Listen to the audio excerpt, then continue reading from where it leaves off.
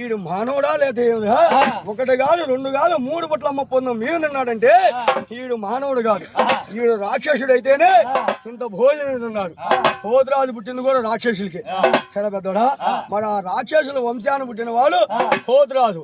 ఈ రాక్షసులను హతం చేయడానికే ఈ పోతురాజు పుట్టింది. అలాంటి పోతురాజు కాబట్టి ఇక ఈ యొక్క మానవుడు కాదు, ఇతను మనం పెట్టలేమని మెప్ప చెప్పలేమని గదవ సోయితుడు నేడు ఇక వెనక తిరిగి వెళ్ళిపోయాడు. మరి ఒక రోజు తిన్నాడు పెద్దోడా. మరి రెండో రోజు ఎవరు పెడతారు? ఎవరు పెడతారు? ఏమంటే బండి వాడు పెట్టారు. ఇవాళ ఎవరు పెడతారు? వాళ్ళకి ఆపోజిట్ ఉన్నారు తెలుసా? తెలీదా? ఎవరు? ఏడు నీళ్ళకి చన్నీళ్ళు, చన్నీళ్ళకి ఏడు నీళ్ళు అన్నట్టు. మేనల్లుడు బామ్మద్ది అంట, రెండు అంట. ఎవరు బామ్మద్ది? అబ్బా ఎన్నన్నా చెప్పు. బండి వారందరూ చొక్కలైతే చొక్కల్లో చంద్రుడు ఏమి లేదు. అబ్బా ఎన్నన్నా చెప్పు. ఏంది అదిగో అదిగో చూసా అదిగో. అబ్బా ఆటంకలు చేయటం పెట్టుకుంటున్నాడు చూడు. అదే ముసిముసిన అదిగో అదిగో వెనక చూసావు అసలు. ఈయన మనిషి అర్థం ఉన్నాడు, పెద్దనాన్న అర్థం. అసలు ఆయన ఉన్నాడు చూడు మహానుభావుడు. 14 లోకాలకి శ్రీకృష్ణ పరమాత్మ ఎట్లాగో అట్లా అరిచేతులు వైకుంఠం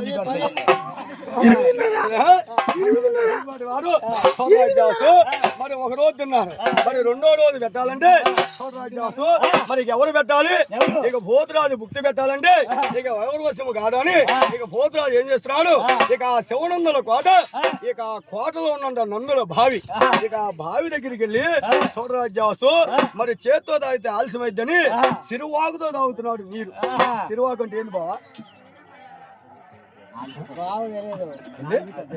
సిరువాకంటే అర్థం కాలేదా? సిరువాకంటే 4తో లేడు, 7 తొండం లాగితే ఎంత ఉరవణం వస్తాయో అంత ఉరవణంలో వస్తున్నాయంట నీరు. ఆ నీరు ఎప్పుడైతే తాగుతున్నాడో ఆ ఉరవడ పరవల్లో 3 పుట్ల తూకం, దాని తూకం 3 పుట్ల తూకం. అలాంటి తూకం కలిగిన నాగారపు స్తంభం, ఆ ఒక నాగారపు స్తంభం బయటపడిందంట. ఆ నాగారపు స్తంభం శిల ఎప్పుడైతే బయటపడిందో దాని మీద విలాసం రాసి ఉంది. ఏమని రాసి ఉంది? ఈ యొక్క పోతురాజు భుక్తి పెట్టాలంటే హరిని కొలిచేవాడు హరిమతస్థుడు, లెగిస్తే హరినామం తప్పితే రెండోది ఎరగని వాడు, నల్లనే వాడు, నామలగలవాడు, విష్ణునారాయణ వైకుంఠ వాస విష్ణుమూర్తి శైలం బ్రహ్మణాయుడు.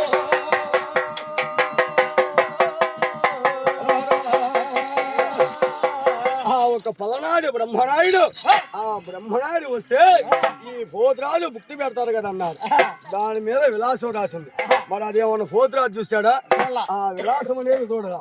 ఆ నీరు త్రాగి ఏమిటా తగిలిందని ఎడం చేత్తో తీసి పక్కన పెట్టాడు. ఏదో ఆనాడు పోతురాజు. ఇవాళ బండి వాడు పోతురాజు పెడతాడా? పెడతాడా? చూసావు సాయంత్రం మనక చూడ ఆ ఒక ఎడం చేత్తో పక్కన పెట్టి పోతురాజు కదిలి వెళ్ళిపోయారు. మరి ఆ వార్త ఎవరు తెలుసుకున్నారు? దెబ్బతిన్న వాడికి తెలిసింది, నీకు పుట్టోడికి ఏం తెలిసిందిరా? మరి అట్లానే ఆ దెబ్బతిన్న వాడు ఎవడు? గడవ సోయితుడు. ఆ గడవ సోయితుడు చూసి అరే ఎవడో పలనాటి వాడంట, ఆచర్ల పట్నాడు పలనాటి ప్రాంతమున ఎవడో బ్రహ్మనాయుడు అంట. ఆ బ్రహ్మనాయుడు వస్తే ఈ పోతురాజు భుక్తి పెడతాడు కదని ఇక బ్రహ్మనాయుడికి ఎదురుగా వచ్చాడు. ఇక బ్రహ్మనాయుడి గారికి ఎదురొచ్చి ఇక వందనం చేసి, నాయుడు ఓ పలనాటి వాడా, వాడు దుబ్బదంతా, వాడు రేపో మాపో కాటికి కాలు చాపాడు, వాడు ఎంత తింటాడు అనుకుంటే ఒకటి కాదు రెండు కాదు మూడు కాదు 3 పుట్ల మొప్పందం మేము తొలిమలే గాని 3వ ముద్దకు భోజనం లేకుండా చేశాడు. అలాంటి పోతురాజుకి నువ్వు భుక్తి పెట్టాలని ఆయన కదిలి రామయ్య బ్రహ్మనాయుడు అన్నాడు. మరి అప్పుడు బ్రహ్మనాయుడు ఏమంటున్నాడు? ఏమయ్యా గడవ సోత నేను వస్తా, పోతురాజు భుక్తి పెడతా. మరి ఆ ఒక్క శివ కళ్యాణం, ఆ ఒక్క శివనందుల కోట, మరి ఆ కోటలో నీకేం కావాలన్నాడు. మరి ఏం కావాలంటే మరి ఏమడుగుతున్నాడు? మరి మనులు అడిగాడా మాన్యాలు అడిగాడా? ఏమి నాకు వద్దయా, ఒక తల్లి లేనివాడు తండ్రి లేనివాడు అన్న ఆదరణ లేనివాడు ఏమీ లేనివాడు నాకైనా మేనగోడలు తీసుకొని ఆ కోటలోకి వెళ్ళారు. నా మేనగోడలు నాకు ఇస్తే అదే నాకు 10,000, అందులో ఏమున్నా నువ్వే తీసుకోవాయా నాయుడు అన్నాడు. మరి అప్పుడు బ్రహ్మనాయుడు కదిలి మరి 3 పుట్ల మొప్పంది నిన్న పోతురాజుకి మరి బ్రహ్మనాయుడు ఎంత భోజనం చేస్తున్నాడు? సరే పెద్దోడా మరి ఎంత తేవాలి బాబా, ఎంత తేవాలి? తిన్నంత సరే. మరి దానికి రెట్టింపు తేవాలా లేదా దానికి తక్కువ తేవాలా? 3 పుట్ల కంటే ఇంకా ఎక్కువ తేవాలి. కానీ మన బ్రహ్మనాడు ఏం చేస్తున్నాడు? ఇక అంతకంటే ఎక్కువ చేస్తున్నాడా లేదా అంతకంటే తక్కువ చేస్తున్నాడా? ఎట్లా చూడరా? ఇక ఆ బ్రహ్మనాడి చేతిలో ఒక చెంపతాల గుడ్డ చుట్టి కాసి మీద కాసి హనుమంతుల కాసి హనుమాల దండ ఇస్తాను బట్టి నిలువునామ నేడు నీటిగా దిద్ది బావుకోళ్ళు నేడు ధరించి నేడు బ్రహ్మనాడి చేతిలో ఉన్న పచ్చబద్ద, ఆ పచ్చబద్ద చివరన మేడి శిఖరం, ఆ తాటికి అంత భోజనం నేడు ఆ పచ్చబద్ద చివర కట్టుకొని ఇక కదిలి వస్తున్నాడు. కదిలి ఎక్కడికి వచ్చాడు? సోదరాజుకి ఎదురుగా వచ్చాడు. సోదరాజుకి ఎదురు వచ్చి, హే నాయన ఎవరురా నీవు అన్నాడు. హే తాతయ్య, పలనాటి వాడిని అడే వారి అంటే ఒప్పుకునే విషయం కాదు. పలనాటి వాడు అంటే ఎలాంటి వాడు? ఆడి తప్పని వారు, ఆచారవంతులు, పలికి మంకన వారు, పలనాటి వారు. పిలిస్తే పలికాడు ఆనాడు శ్రీ లక్ష్మీ చెన్నకేశవ. అలాంటి చెన్నకేశవ పిలిస్తే పలికే వారిని కొలిచిన వారు పలనాటి వాడు. ఇవాళ పలుకుతాడా? ఇంకో 2 గంటలు ఎక్కడ కూర్చుంటే మనం పలుకుతాడు. మరి అట్లానే లేడు. సరే వాళ్ళకంటే తీసేపోవా. వీళ్ళు బండి వారంటే సంవత్సరానికో 3 ఏళ్ళకో 5 ఏళ్ళకో చేస్తారు. మన సంవత్సరానికి మనం 25-30 కొలుపులు చేస్తాంగా సంవత్సరంలో. మనకి ఇప్పుడు చెన్నకేశం పలికాడా? పలకడా? నీకు పలకలేదేమో. మా బాబాయికి రోజు పలుకుతున్నాడు. మా పుణ్య బాబాయికి ఎక్కడ పలుకుతున్నాడు? అడగవే కిందకు వచ్చి ఫైన్ తిప్పే కాడ అక్కడ పలుకుతాడు. మరి అట్లానే ఆ ఒక పిలిస్తే పలికి శ్రీ యొక్క స్వామిని చౌడరాజ్యాసు అలాంటి పలనాటి వారు కాబట్టి అరే ఒరే అంటే ఒప్పుకోవాల్సి కాదు. కాబట్టి నాయన మర్యాద ఇచ్చి పుచ్చుకోవాలన్నాడు. కాబట్టి తాతయ్య చూడరా నాయన, ఎవరురా నీవు? తూర్పా పడమరా ఉత్తరమా దక్షిణమా ఏమి నీ ఊరి పేరేమన్నారు? నేను పలనాటి వాడిని, నాయుడు బ్రహ్మనాయుడు, విశ్వాకు దేవాకు అమృతవాకు 3 ఆకులు కలిగిన ఆది నారాయణ, నల్లనల్లని వారు, నామాల గల వారు, విష్ణునారాయణ వైకుంఠవాస, శివా విష్ణుమూర్తి శైలం బ్రహ్మనాయుడు. అలాంటి బ్రహ్మనాయుడు కాబట్టి నీకు భుక్తి పెడతానికి వచ్చానన్నాడు. నువ్వు నాకు భుక్తి పెడతావా? ఎందరెందరో రాజులు వచ్చారు, దేవాను దేవతలు వచ్చారు, సూర్యచంద్రులు వచ్చారు. ఎవరు కూడా నాకు పెట్టలేక వెనక్కి తిరిగి వెళ్ళిపోయారు. ఇప్పుడు నువ్వు నాకు పెడతావా? అవును తాతయ్య నేను పెడతానన్నాను.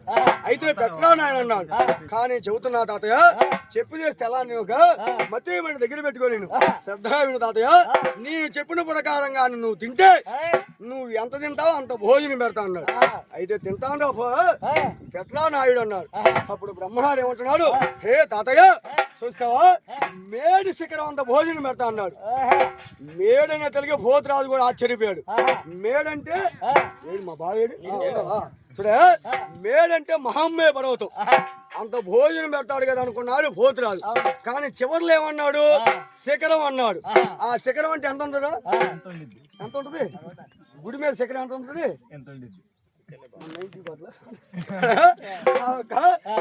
అంత భోజనం, ఆ శిఖరం అంత భోజనం అనుకోలే పోతురాదు. మేడి శిఖరం అనే తెలిగి మహమ్మే పర్వతం కదా, మరి భోజనం పెడుతున్నావు కదా అన్నాడు. మరి యోగం పెడుతున్నావు కదా, మరి యోగానికి తగ్గట్టు మరి భోగం కూడా కావాలన్నాడు. యోగం భోగం, మరి ఆ భోగం అంటే ఏమి కావాలి? ఎరుపు. ఆ ఎరుపు అనేదంటే హే తాతయ్య తాడంత పోతునిస్తా అన్నాడు. ఓయబ్బో తాడంత పోత ఎవరైనా కానీ 3 జాలనాన్ని 4 జాలనాన్ని ఇచ్చారు. తాడంత పోత ఎప్పుడైనా ఉన్నా లైన్ లోకి వచ్చేసిండు. 2 మాటలు అయిపోయింది. చూడ తాడంత పోతేనే తెలిగే దానికి ఎన్ని ఉంటాయిరా? 24 పాదాలు ఉంటాయి, 22 కొమ్ములు ఉంటాయి, 21 శిరస్సు, 6 కోట్ల రోమలు, 72 నొనములు. అలాంటి జీవుని